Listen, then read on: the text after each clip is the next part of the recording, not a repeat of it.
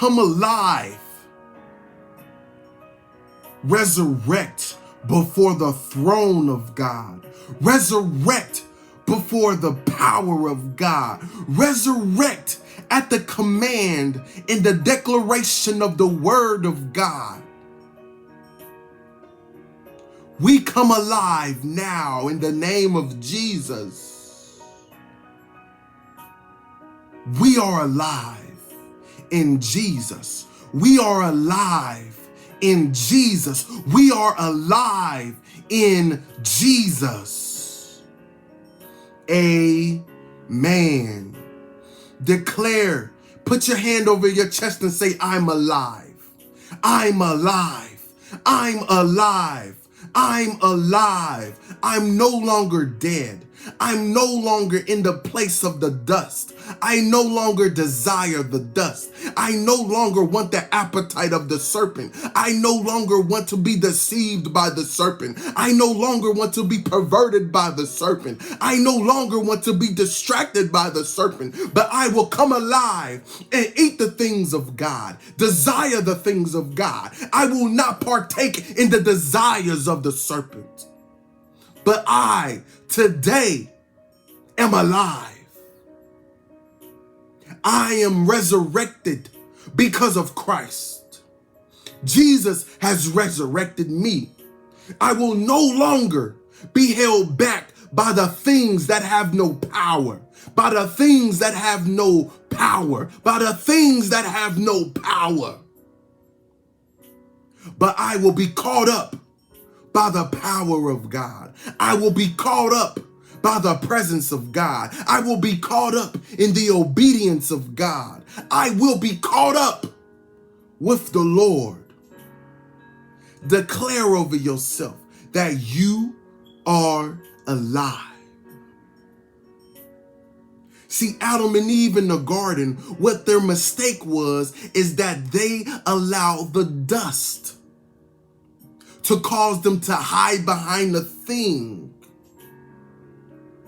that was supposed to produce. They hid themselves behind a product of God. It's amazing that we are the product of God and we hide ourselves behind the things that are products.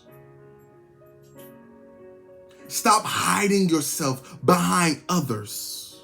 Stop hiding yourself behind what you feel like you're incapable of doing or what you have fell short of doing. Adam and Eve hid behind the product of God. They hid behind what was produced because of the word of God. No longer hide behind the product. No longer make yourself dead because of the product, but come forth and become the product. They made themselves lower than what God had created them to be. Them hiding behind what they were supposed to have dominion over. They were hiding behind what God had given them to rule. This thing was a product of God. Be the product that God has designed you to be. No longer hide behind the product. That's for somebody. No longer hide behind the product. God no longer wants you in that place where you're hiding behind the product. Because you were produced to be productive. So you're more than a product. You're a producer. So don't hide behind the product when you are supposed to be a producer. Don't miss that. You're supposed to be a producer. They hid behind the product. And they were meant to be producing.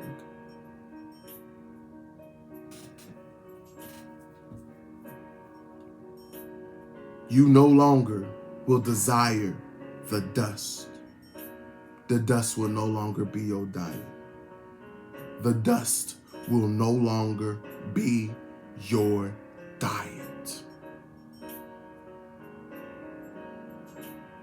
I pray that this word was a blessing to you.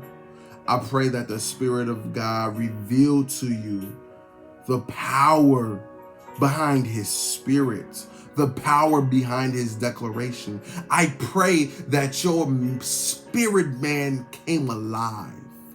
I pray that the resurrection is taking place in your spirit even now.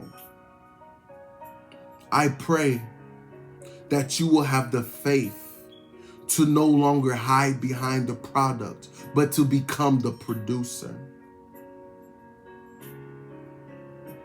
But to become the producer. Hallelujah. I pray that this was a blessing to you. I pray that this helped you. I feel the Spirit still holding me. The Spirit is still holding me. I don't know what it is that the Spirit is looking to do, but the Spirit is holding me.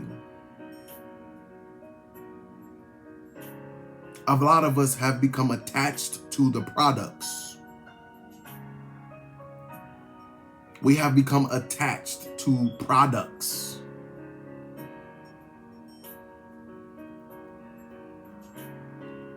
We have become attached to things that don't have power. Things that are able to carry a thing, but it takes God to produce it. The dust had no power.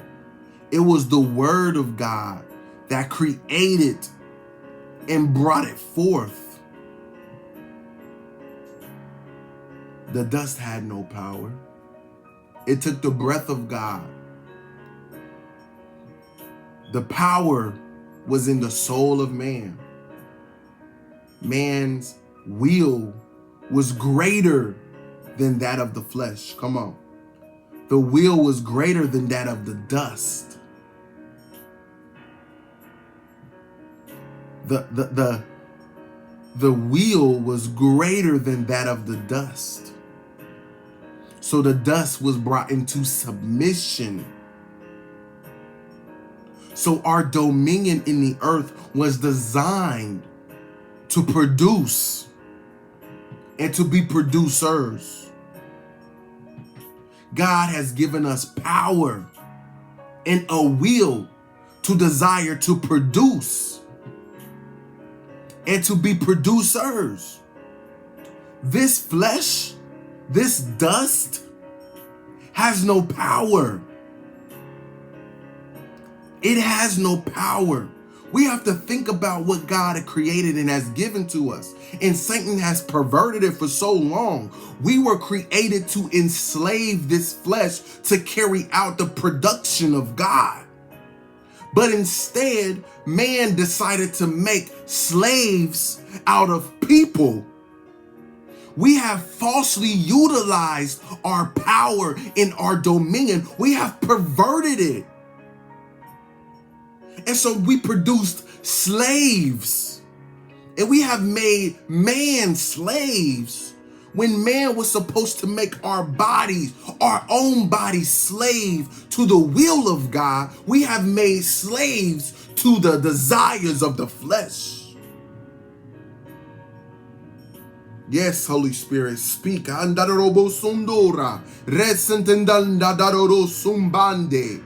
We have to stop manipulating people to get what the flesh wants. Because that same person that you're manipulating is the same person that God is looking to deliver. We have to understand that the presence of darkness is only because of the presence of God. When God created everything, there was darkness because of God's presence. God says, I form the light and create darkness. Meaning that in the midst of something being formed, the presence of darkness arises. Why? Because there has to be a distinction. So you have to become aware of what's considered dark so you can separate yourself and be distinct. We were made in the image and after the likeness of God, meaning that we have the power to will ourselves into a place of distinction from what is against or opposing to God.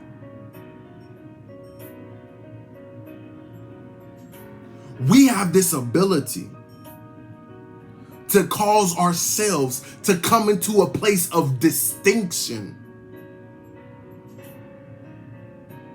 But instead of becoming distinct, we are making ourselves instinct. Just like there are animals that are instinct, we are doing that to ourselves because we have made the war against flesh and blood. And we have yet to wage war the proper way. Jesus told us what the war was. The war was sustaining ourselves in the mind against the enemy. But he already won the battle even before the beginning. God told them not to eat of the fruit of the tree of the knowledge of good and evil. He told them not to eat it. He had already given them victory by declaring their obedience. The victory was in their obedience. Their victory was in their obedience. Satan was already defeated. The serpent was already defeated because he had given them instructions, and in their obedience, there would have been victory. So learn to fight the proper way. I feel you, Holy Spirit. I thank you, Holy Spirit. Their victory was in the obedience. God had given them victory already over the enemy. When he said, don't eat from the tree of the knowledge of good and evil, there was their victory. So know this, that the presence of darkness is your victory. It's not the end of a thing, but the beginning. When death presents itself, it's introducing victory. It's introducing light. It's introducing greatness. It's introducing a thing. It's the great introduction. That's what's happening.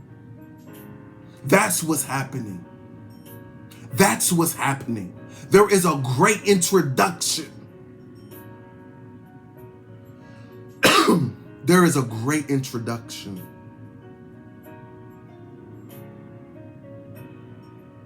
I see people now in calamity because they don't understand that the chaos is an introduction. It's an introductory to a thing. It's just like when you're studying for a test that you want to pass.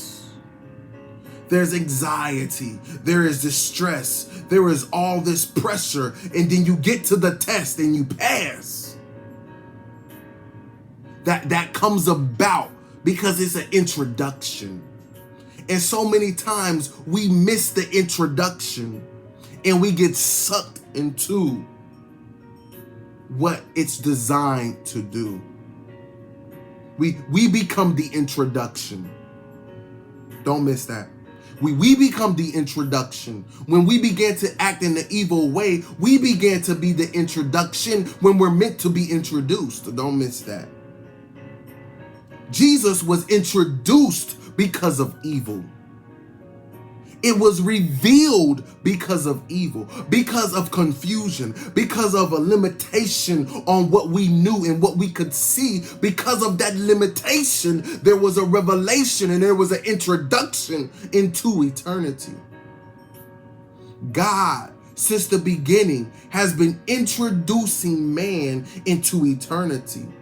He has been introducing himself to what we have access to. He has been introducing ourselves to ourselves. He has been introducing us to who we are.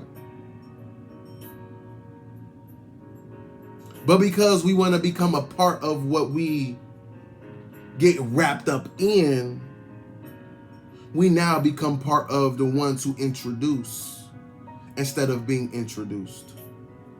So today I introduce to you the resurrected you. I introduce to you the victorious you. I introduce to you the great you. I introduce to you the healed you. I introduce to you the delivered you. You are now being introduced and being distinct. You are being divinely distinct. The Spirit of God has me so arrested right now, because God is looking to produce in you the life that he has for you. And because of the darkness, you have not understood that there has been a curtain that has now been opened to introduce you. So now God is waiting on you to become submitted to his word so that the great introduction can come forth. That's why you have to declare the word of God over yourself, because you're introducing yourself to yourself. Don't miss that. We are introducing ourselves. Jesus was being revealed who he was even when he was talking to the disciples. Who am I? He was revealing to them what had been revealed to him. We have not yet allowed God to reveal to us who we are or introduce to us who we are. But today, the introduction is happening. You are being introduced into who you are. Today is the great introduction. This moment is the great introduction. God is introducing you to you. Because once you're able to see you, nothing will stop you. And the love that God has for you will begin to flow and you will receive it. Because when you begin to see yourself how God sees you, you will begin to love God with a greater love. And you will begin to receive his love far beyond what you can understand or comprehend.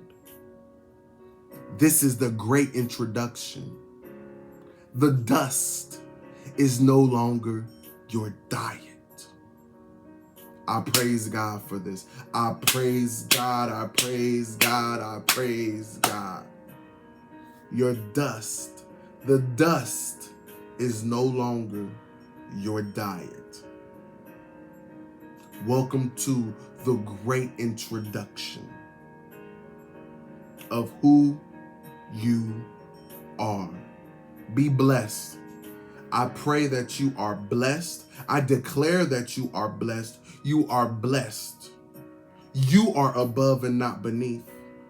You are a head and not the tail. You are a lender and not a borrower. I declare this to you because that's the word of God. Your victory is in your obedience. The dust is not your diet. I hope you have a great weekend. I hope you have a great rest of this month. I pray that you just be blessed. Be blessed and allow God to introduce you to who you are so that you can move in the way God wants you to move and be who God has created you to be. I pray that this was a blessing to you. I pray that you just are blessed. I just pray that you're blessed. Be blessed. Just be blessed and be a blessing. I pray that you become a blessing. Not just be blessed, but a blessing. I thank you for watching. I thank you for I thank you. And may the grace of God rest upon you. And may his grace be bestowed upon you for all eternity. Amen and amen.